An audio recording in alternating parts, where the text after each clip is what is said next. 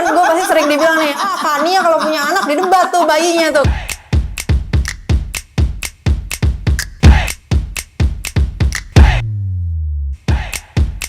Balik lagi di konten Boleh Nggak bersama gue Coki Pardede dan Kania. Di sini tentunya kita akan selalu menjawab pertanyaan dari teman-teman mengenai sebuah sebuah tanda kutip norma-norma, sebuah aturan-aturan. Mungkin kita akan mencoba membreakdown, kita akan mencoba membedah apakah aturan itu masih relevan, paling tidak menurut kita. Ya. Paling tidak menurut kita. Ya. Dan sekali lagi lo boleh banget nggak setuju ya. Boleh banget. Sekali lagi gini ya, kita kita apa yang kita berdua bilang di sini, ini bukan sebuah pakem yang harus lo lakukan. Ini bukan ranah fakta. Ini bukan ranah fakta. Ya. Ini ranah apa, Bil? Opini. Iya. Ini ranah opini. Ranah moral sebenarnya ya. Betul. Yang kita bilang dari awal tuh. Nah, jadi ranah moral ini ya memang bebas sebenarnya. Betul. Kan, subjektif. Jadi kita ini hanya memberikan referensi buat teman-teman yang menonton ini supaya memperkaya referensi lo. Ya. Boleh lo pakai, boleh kalau enggak. setuju silakan. Silakan. Ya kan, jadi jangan anda salah artikan bahwa kita berdua ini let's say mengkampanyekan paham tertentu. Ngotot gini. No. Kita hanya memperluas referensi. Karena menurut gua ilmu pengetahuan baru atau cara berpikir baru tuh bisa keluar dari banyaknya referensi yang ada. Kan ada cross. Yang ini punya way of thinking ini, yang ini punya way of thinking ini punya way of thinking ini. Pada saat mereka bersatu kan tiba-tiba menghasilkan way of thinking yang baru. Yap. Jadi santai aja. Dan kita akan menjawab pertanyaan yang menurut gue ini akan kita jawab cukup seru. Ini dari Moses KS nomor 28. Ini pertanyaannya menarik nih. Apakah masih relevan untuk tidak menyanggah ataupun mengkoreksi pendapat orang yang lebih tua? Ini pasti secara umur ya. Termasuk orang yang dianggap terhormat. Berarti dua. Yang satu ini lebih tua. Yang satu orang yang dianggap lebih terhormat. Jadi not necessarily tidak selalu lebih tua, tapi dia lebih terhormat secara status gitu. Ya. Hanya karena alasan sopan santun. Ya. Wah, ini sangat menarik. Mungkin ini juga bisa kita bahas juga, kita kaitkan juga dalam adu argumen dengan orang tua mungkin ya. Jadi kalau gue ngeliat gini, lagi-lagi ya seperti biasa aturan kayak gini tentunya ada banyak kemungkinan ya awal munculnya kenapa. Tapi kalau gue ngeliat dari yang lain-lain, maksudnya dari ada aturan yang lainnya yang nyambung sama ini, misalnya aturan untuk nggak boleh membangkang pada orang tua. Yeah. Nah itu gue jadi ngerasa oh mungkin ini nih akarnya gitu ya. Yeah. Kalau dugaan gue nih Cok, jadi gini, lo pasti pernah dengar kan aturan untuk harus nurut sama orang tua. Of course. Ya nggak sih? Dan itu apapun ada kebudayaannya. Iya, biasanya. itu kayaknya udah hampir ada di semua tradisi karena kalau lihat kepercayaan juga bahkan yang paling besar-besar itu punya yang namanya aturan untuk nggak boleh melawan orang tua. Oke. Ya, harus nurut sama orang tua. Nah, tapi kemudian akarnya tuh apa nih kira-kira ya? Kemungkinannya nih kalau gue lihat ya, gue amati gitu ya kenapa bisa ini muncul. Itu gini. Ketika lo masih kecil, kan lo pasti pengalaman lo masih dikit dong ya. Namanya lo, masa lo lahir udah punya 1000 pengalaman kan? Nggak mungkin kan. Lahir 0 ya pengalaman. Reinkarnasi aja yang kita hidup di kehidupan lain pun begitu lahir di restart memorinya restart ya. Kalau itu ada. Jadi tapi ya kan jadi berarti pas lo lahir kan jadi tetap 0 dong. Iya. Nah jadi ketika lo misalnya nih lo bayanginnya pas lagi-lagi ya jangan bayangin pas dunia udah semodern sekarang nih di mana lo punya segala macam internet lah, referensi informasi yang bejibun-jibun ya. Sementara kan aturan-aturan ini kita tahu udah tua banget nih usianya ya kan. Bahkan ribuan tahun mungkin. Iya dong, orang segala kepercayaannya punya aturan ini. Berarti kan udah tua banget dong nih aturan. Jadi kita bayanginnya zaman-zaman kita lagi tinggal di hutan-hutan, di gua-gua gitu kan. Yang dimana mara bahaya tuh banyak ya. Maksudnya bukan cuman bahaya misalnya lo jatuh dari tebing lah, tapi kan juga dimakan buaya atau dimakan serigala atau bahkan hewan-hewan buas yang sekarang sudah punah yang memang dulu tuh kayak lebih gede-gede ya mamut segala macam mungkin bisa keinjek atau apa ya kayak gitu misalnya ya. Artinya dengan mara bahaya yang sebanyak ini di alam liar gitu kan tempat kita hidup dulu, anak-anak perlu diajarin dong mana nih tempat-tempat yang bahaya gitu kan. Ya, jadi kadang-kadang orang tuanya ya ngasih tahu. Nah, orang tua mereka itu taunya dari mana? Kan udah pengalaman duluan, ya kan? Misal nih orang tuanya lagi mau lari nyari makanan gitu kan, lagi mau berburu. Nah, suatu ketika mereka sekumpulan gitu satu tribe gitu kan. jalan-jalan ke suatu padang gitu misalnya, atau suatu hutan gitu jalan-jalan. Ternyata pas lagi jalan gitu, yang paling depan tiba-tiba hilang gitu misalnya, ya kan? Berarti kan wah gawat tuh, ada sesuatu berarti di situ kan? Sisanya lari dong pasti, ngerubung lari dong, nggak ke situ lagi. Yang survive. Berkembanglah cerita, jangan ke sono. Ya nggak, jangan ke sono. Nah atau kadang-kadang ada juga nih misalnya danau gitu kan. Ada satu orang udah nyebrang ternyata ada buayanya dimakan. Nah yang lain jadi tahu oh ada buaya di sana. Akhirnya dikasih tau dong sama anak-anaknya. Lu kalau nyebrang jangan lewat danau itu ya, ada buaya. Nah akhirnya ini jadi ditradisiin dong untuk anak-anak nurut. Kenapa? Karena ya supaya survive kan, supaya mereka tetap hidup selamat. Atau kalau dalam konteks orang purba ini supaya untuk menghormati pengorbanan yang dimakan buaya tadi. Iya juga. Biar nggak mati sia-sia dong maksud gua. Nah, tidaknya waktu dia dimakan buaya dia teriak ke tribe-nya, "Don't let my die in vain." Jangan biarkan mati saya sia-sia. Sambil dicabik-cabik buaya gitu mungkin. Itu dia, Cok. Ketika informasi waktu dulu sumbernya cuma orang tua kita, akhirnya nurut orang tua tuh jadi semacam aturan aman lah gitu. Pokoknya kalau lo mau aman ya udah mendingan nurut aja gitu. Walaupun lo nggak bisa mengeksplor macam-macam mungkin yang lain-lain, lo mungkin jalurnya jadi cuma terbatas doang ngikutin orang tua lo, tapi aman, udah pasti aman karena dia udah nyobain bahwa kalau lo kesana nggak bisa, kalau kesana nggak bisa harus kesini nih. Nah makanya lo juga pasti punya kenal atau pernah dengar atau tradisi di mana orang tua misalnya orang tuanya akuntan ngajarin anaknya jadi akuntan. Karena dia udah ngelihat yang aman yang mana, gitu ya. Udah intinya gitu aja sebenarnya yang gue liatin akarnya kalau kita lihat polanya nih. Nah ini turun kemana-mana merembet, selain suruh nurut dalam konteks ya nurut ngikutin harus ngapain, juga salah satunya ya tadi soal argumen misalnya, yaitu ya lo ikutin aja lah pandangan orang yang lebih tua, mereka kan lebih tahu. Iya kan, karena kalau kita lihat dari tradisinya memang iya mereka pasti lebih tahu, karena sumber informasinya cuma dari berdasarkan pengalaman nih. Pada saat itu. Iya pada saat itu. Nah kalau pada saat ini kan udah beda, ya nggak? Kita misalnya mau ngetes kedalaman laut, ya nggak perlu lah masa coki gue cemplungin, suruh nyelam bawa meteran ke dasar laut kan? Kita tidak perlu melakukan itu, tau nggak kenapa kan ya? Udah ada yang tenggelam duluan. Nggak, maksudnya dalam konteks yang tadi udah dimakan buaya tadi. Atau udah ada orang yang sudah melakukannya terlebih dahulu daripada kita gitu. Nah itu, dan tapi yang kedua gini Cok, setelah kita kenal yang namanya modern science ya kan, tools untuk kita mengamati segala macam ini, teknologi juga maju nih. Kita udah tahu macam-macam, ngukur kedalaman laut tinggal tembakin gelombang.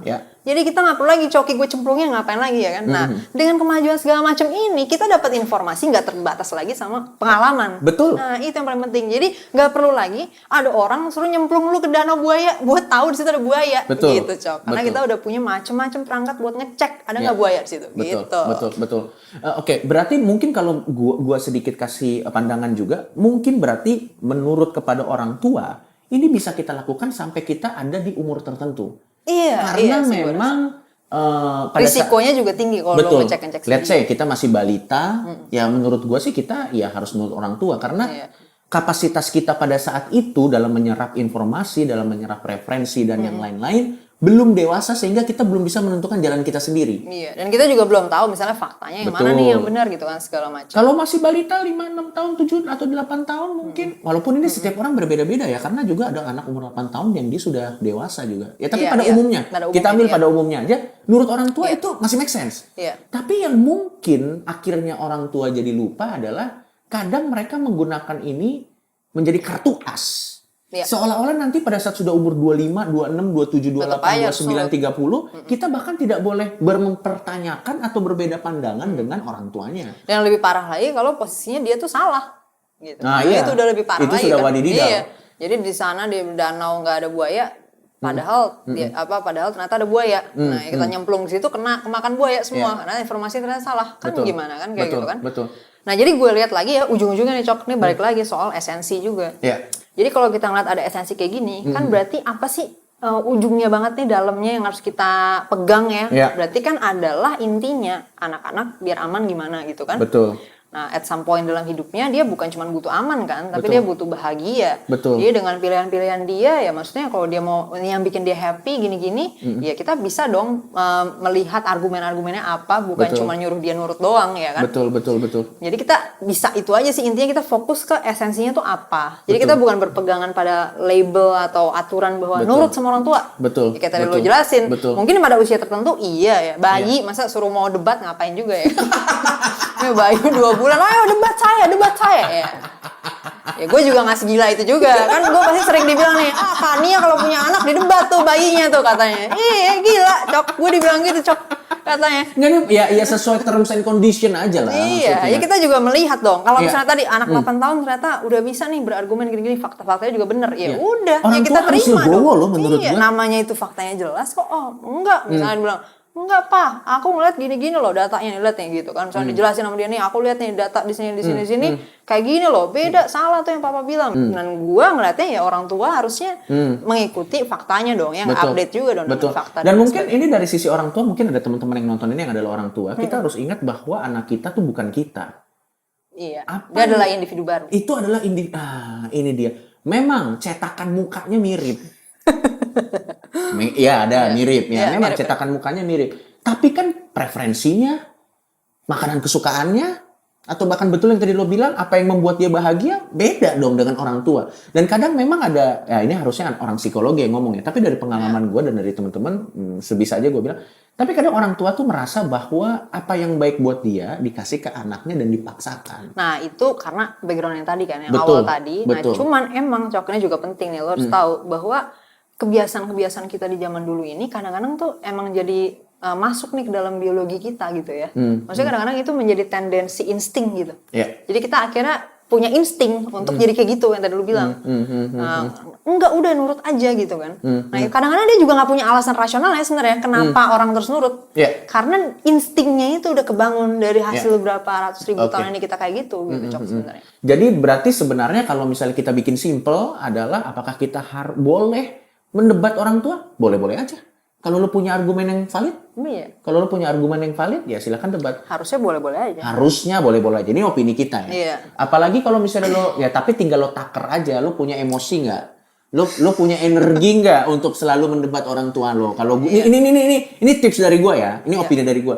Kalau memang lebih cepat diiyain, tapi lo do it anyway, jadi iyain aja kalau buat gue. Tapi ya sebenarnya kalau dari sisi yang tadi kita bilang sebenarnya boleh aja karena pertama informasi tidak hanya bisa datang dari orang tua aja. Ya. Itu bisa datang dari sumber yang lain dan bahkan kadang informasi yang datang dari sumber lain lebih valid. Bisa lebih valid ya. Bisa lebih valid karena walau bagaimana kecuali orang tua Anda Wikipedia mungkin kan, tapi tidak mungkin orang tua Anda Wikipedia. Iya, iya. Atau nah satu lagi. Nah, Tadi kan yang secara umur, kenapa kita harus iya. sama? Nah, Terus ada sekarang bagian yang kedua nih. Yang kedua ini yang adalah secara terhormat ya. Maksudnya kalau dia status terhormat. Iya. Nah kalau ini gue lihat justru lebih terjustifikasi ya. Maksudnya lebih kelihatannya ada landasannya mungkin bisa kita ikutin ya. Iya. Tapi again, esensinya bukan soal dia orang terhormat atau bukan sebenarnya. Ah, nice. Tapi kitanya punya tujuan apa nggak nih sama dianya gitu. Misalnya nih, gue lagi ketemu Coki misalnya pejabat nih, ya. Tujuan gue ketemu Coki itu gue pengen dia misalnya bikin suatu aturan yang menurut gue nih penting nih buat masyarakat gitu. Betul. Misalnya aturan A. Ya. Nah berarti goal gue apa nih ngobrol sama dia? Kan pengen dapet persetujuan dia, Ya. penerimaan dia untuk aturan A ini diperjuangkan dong. Betul. Nah sekarang kalau misalnya gue dateng malah sibuk berdebat dia semua kalimat dia gue debat ya kan, kok lo pakai kata kerja sih di situ? Itu harusnya pakai kata benda dong, kan ngerti nggak? Ya Akan emosi menutup, dong dia, iya. emosi dong, ya nggak? Goalsnya jadi tidak terjadi. Iya, jadi menurut gue kalau bagian itunya, lagi-lagi emang kita juga selalu melihat, intinya harus selalu melihat tujuan gitu. Ini tujuannya mau dicapai apa gitu kan? Betul. Sehingga at some point jadi relevan dong, Cok. Betul. Walaupun memang sekali lagi kita harus mengatakan bahwa tidak semua orang terhormat gini. Menurut gue kedudukan terhormat tuh ada dua kan. Satu yang diwariskan. Jadi mungkin dia sudah ada satu garis keturunan entah monarki, Iya. entah apapun, Anak dia ratu, ya, anak anak ratu, raja. anak raja atau anak apapun, dia menjadi ada di kedudukan terhormat. Yang mana sebenarnya kehormatan ini nih dia tidak dapatkan dengan jerih payah dia sendiri ya karena udah warisan aja. Belum tentu Pokoknya dia, tidak didapatkan dari dirinya sendiri lah ya, betul, kelakuannya betul. atau apanya. Belum tentu dia sebenarnya valid untuk memenuhi kualifikasi dia, tapi karena orang tuanya mungkin raja ya dia jadi raja aja. Makanya terjadi banyak ada raja yang lalim, raja yang zolim atau raja yang apalah namanya itu. Ini adalah yang terhormat. Yang kedua adalah terhormat yang tadinya dia bukan siapa-siapa, tapi dia make name for himself atau herself. Dengan proof his kompeten di bidang-bidang tertentu, sampai akhirnya kedudukannya jadi terhormat. Jadi terhormat. Gini, terhormat yang kedua, yang dia prove himself atau prove herself, aja bisa salah. Dan itu bisa kita debat sebenarnya. Tentunya dengan cara-cara kita harus ingat goal kita apa. Iya. Apalagi yang keturunan dong. Yang sebenarnya validasi dia punya gelar terhormat itu sebenarnya harus dicek and recheck lagi loh sebenarnya. Iya. Misalnya monarki apa segala macam. Makanya kan ya kita harus ngerti lah bagaimana caranya menempatkan diri gitu. Iya, again lagi-lagi intinya kita harus tahu pertama tujuan kita. Betul. Nah dari situ baru kita bisa mikir tadi menempatkan diri, gimana Iya. cara kita ngomong segala macam ya tergantung tujuannya itu. Tergantung tujuannya itu. Ya menarik sekali ya. Oke. Ya, jadi intinya jangan pernah takut untuk berdiskusi dan pastikan pada saat lo berdiskusi dengan orang-orang yang mungkin lo merasa referensinya tidak sebanyak lo. Tips gue adalah gini, pada saat kita kan dalam hidup kita kan tidak bisa memilih, kadang kita harus berdiskusi dengan orang macam apa. Terkadang ada situasi-situasi tertentu kan ya yang di luar kondisi kita sehingga kita harus berdiskusi dengan orang yang referensinya jauh di bawah kita. Ya. Kita nggak bisa selalu berdiskusi dengan orang yang selevel dengan kita. Kadang-kadang tips Ya. gua pada saat lo berdiskusi dengan orang yang referensinya jadi bawah lo, siapkan suplemen energi yang banyak. Karena akan pusing. Karena mereka ini cenderung energinya nggak habis-habis kan. Dan itu akan kadang membuat kita emosi gitu. Jadi Dan nggak menuju ke kesimpulan juga ya. betul. Dan lo tau apa yang gue lakukan kalau ketemu sama orang gitu, ya udah gue iya-iyain aja. Iya, Karena iya. menurut gue menang lawan mereka pada saat berdiskusi pun atau berdebat pun bukan trofi yang menarik sih. Menang jadi abu kalah jadi arang. Menang jadi abu kalah jadi arang gitu. Dan kadang menang debat tuh bukan jawaban dari segalanya. Betul kata tadi, ingat tujuannya apa. Ya. Kalau lo bisa snipe rajanya, ngapain lo snipe pionnya? Satisfaction-nya beda. Satisfaction-nya beda. Ya. Ya udah, kalau gitu sampai ketemu lagi di konten boleh nggak selanjutnya. Silahkan kasih pertanyaan-pertanyaan. Kita akan coba bahas, kita akan coba breakdown. Atau mungkin punya pendapat lain Ya. mengenai pertanyaan tadi yang mungkin kita bisa consider, kita bisa bahas lagi dari pendapat itu. Betul. Tapi intinya tidak ada pertanyaan yang off limit di sini. Yes. Paling yang Komentar juga bebas. komentar bebas. Yang menentukan ini off limit atau tidak off limit cuma satu kan ya. Legal kita aja. Karena kan Ya. harus bisa dipreventif dong kalau misalnya ada hal-hal tertentu. Ya. Dan Lu lo juga kalau misalnya ada yang mau ngelaporin komentar lu ya jangan salahin kita ya. jangan salahin kita. Kita kan cuma buka. Sama Iya. satu lagi, gue suka banget itu quote lo yang di awal bahwa kalau si Muslim kan dia ada negative comment Oh, will be forgiven. Iya. Kalau kita negative comment, kita tidak melihat itu sebuah negatif. Iya.